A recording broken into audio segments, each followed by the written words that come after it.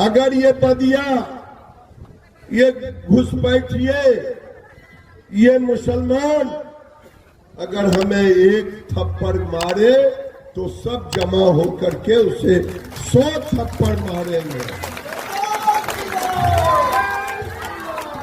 ये करेंगे भाई और बहन दोनों से कह रहा हूं।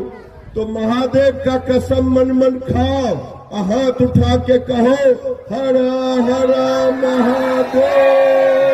इसलिए मैं कह रहा हूं कि सब मिलकर के इकट्ठा हो और एक साथ रहोगे तो सुरक्षित रहोगे। बटोगे तो बटोगे तो बटोगे तो बटोगे तो कटोगे, तुम खुद कह रहे हो दीदी। और इसलिए हर लोग अपने घर में